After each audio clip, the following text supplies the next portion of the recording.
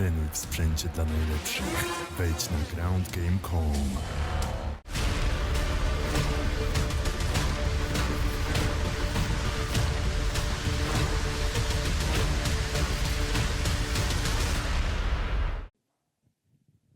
Mark, welcome back. It's been a while, right? I mean, it's 17 months at this point. So what's the feel right now to be back? It's been 17 months? I think so. Wow. Time flies. How does it feel to be back? It feels absolutely amazing. Can't tell you how proud I am, how thankful I am to be back. Might sound strange, but the last year, my family and I have been going through a lot of adversity. It actually started at my last fight. I broke my jaw early in the second round, had to push through the fight. Went back home, got surgery on it. That surgery got infected. I needed a second surgery. When I thought I was ready to go again, I tested positive for COVID. When I was over that, we got the very unfortunate news that my wife was diagnosed with MS disease, which actually led me to call the UFC and ask for a leave. I had to take my full focus and put it on the thing that's going on with my wife and MS disease. And you would probably not believe it, but on top of that, our house had a serious water leak, which turned out to be a black mold infestation. So the last 8 months, my family and I have been relocated.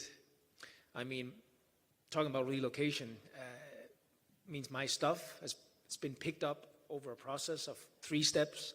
So we actually have been living in a bag for the last 8 months.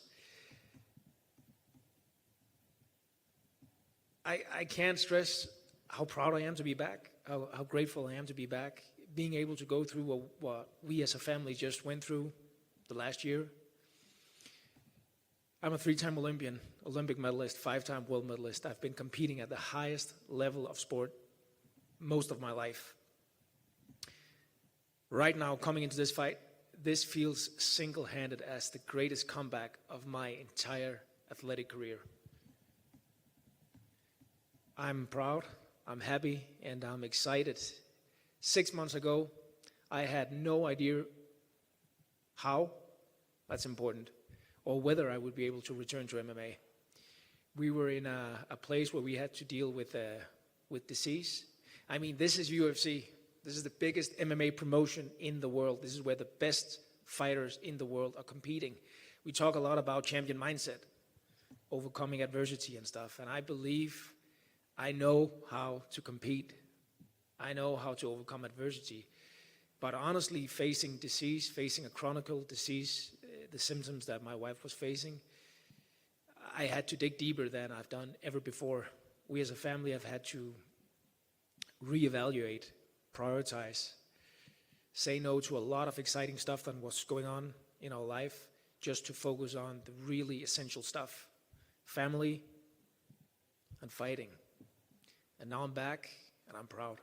It's crazy, man. I had no idea that you were going through so much. So, was there, you said 6 months ago, you weren't sure whether you would fight again. Was there conversation of like, hey, maybe we shouldn't do this anymore? How did that conversation go? There's been absolutely no conversation of not returning to MMA. This fight, this opportunity is about proving to myself, more importantly, proving to my wife, that we won't let disease determine anything in our life.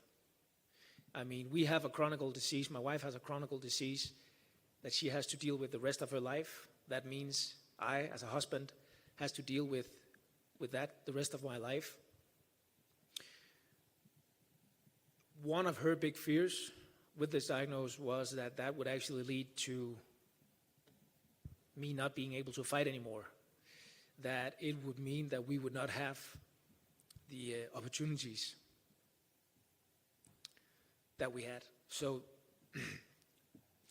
this is actually about, proving that if we believe, if we dream, even though there's disease, we can still overcome and come after it. So this is about proving for my wife that anything is still possible. Understandably emotional. I mean, when we talk about your wife, I mean, so I wonder, like, does this somehow make fighting like less important and just a small part of it, or does it make it even like more important? Like now this is some, you know, platform, some opportunity. Where does fighting stand in your life now, knowing everything that you're dealing with outside? I can't believe I'm sitting up here, supposed to be a tough UFC fighter fighting this Saturday, and I get emotional talking about my wife. That's crazy, right? I mean, this is...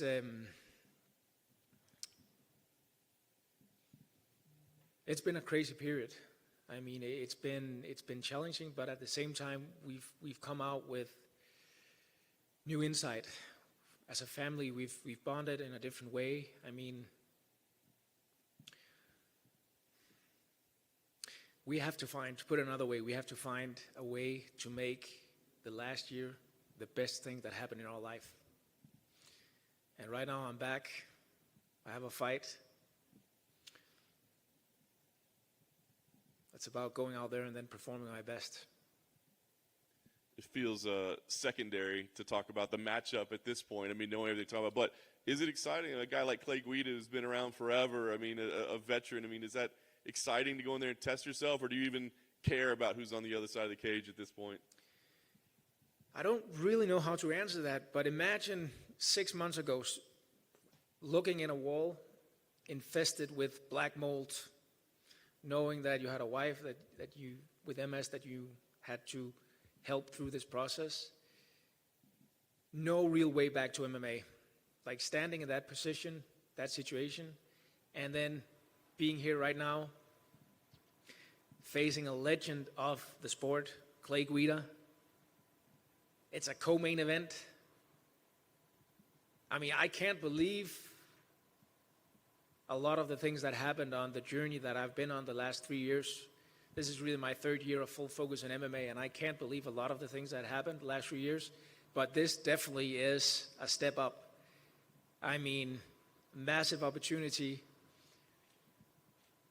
Given everything I've, been going through, honestly, being back, having the opportunity right here, talking to you about a fight this Saturday, that's all that matters. Proud and grateful. Very nice. Last thing for me, I mean, obviously, as you said, Olympian, champion, and I'm sure you came into MMA hoping to be a champion as well. But is that the goal now? What is the goal of the career? It seems like everything has changed now. So is it still about chasing championships, or is the point of the career something different now? So from day one in MMA, I've tried to find the right setup. My ambitions in MMA are just the same as they were in wrestling. I want to be the best in the world, ultimately be the best version of myself. And I believe if I develop my potential to my fullest, I will be able to go out there and compete with the best MMA fighters in the world and beat the best MMA fighters in the world. Some of the struggles that I had to overcome moving from wrestling over to MMA is finding the right setup. I mean, I've been fortunate enough in a long career in wrestling to visit the United States, Olympic Training Center, Colorado. I've been in Iran, I've been in Japan. I've seen how the best wrestlers in the world train. I've seen the setup, the facilities, the coaches. And, having an ambition of becoming the best in the world, you need the best people around you. You need the best setup. You need a lot of things that will work out. And I've been searching, and this camp, I flew out to Scottsdale. I joined the Fight Ready team at the same gym as Triple C Henry Cejudo is working out at. And I've been absolutely amazed about the camp that they're running down there. I mean, I don't know how I ended up down there. I flew out to Vegas as soon as I got, which is a funny story, as soon as I got the offer of this fight. That was on a Wednesday. Thursday, I get a call from the UFC saying, you need to come to Vegas right now because your P1 visa expires. And my wife's actually telling me, well, go get it. So Sunday, same week, I fly out. I land in Vegas Sunday night. I have jet lag, 3 a.m. Eric, the captain, coach of Henry Cejudo, Patricio Pitbull, he calls me. He says, I just finished a big event here. Can I come over for coffee? 3:30, we have a morning meeting. Probably the earliest morning meeting I ever had. And he says, Mark, I think you should consider coming down to Scottsdale, look at Fight Ready, see what we have going on here. I think that would be a great fit. So I thought about that, and after a couple of days, I drove down, and what I really recognized down there is that, man, they're running championship camps. I mean, I feel like I found a place, a home, a setup, people that can help me develop my maximum potential. And I do believe my maximum potential will get me to the top of the sport. But one thing at a time, and I gotta tell you, the last year, I'm so happy to be back. Right now, there's a fight this Saturday. My focus is on that fight. I'm happy that I joined the Fight Ready team. I got 6 weeks of an amazing camp in. I mean, the progression that I feel I've made down there. Absolutely great coaches, great team. Team leader Dave Sowine, an amazing part of Henry Cejudo's success and journey as well. And he's just been absolutely amazing to my family and I. And I think I found a good place to develop.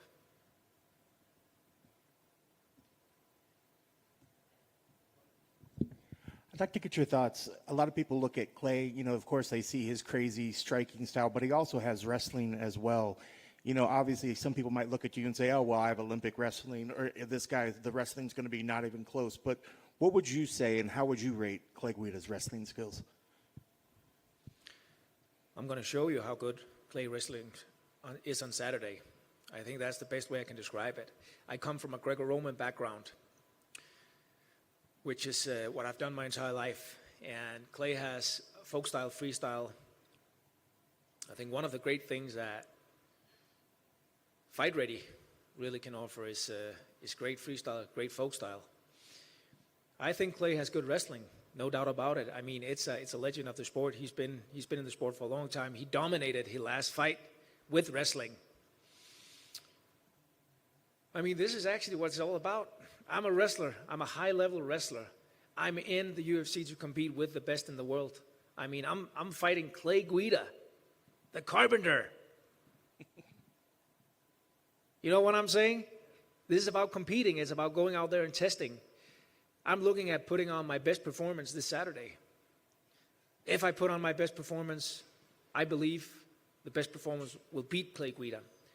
But I'm excited about going out there and actually learning how good Clay Guida's wrestling is.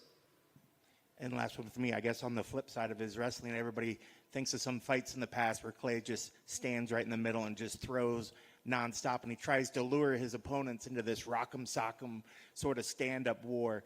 Is there any danger that you might get caught up in that sort of thing, or is there part of you that says, I wonder if I got in that whirlwind, how I would do?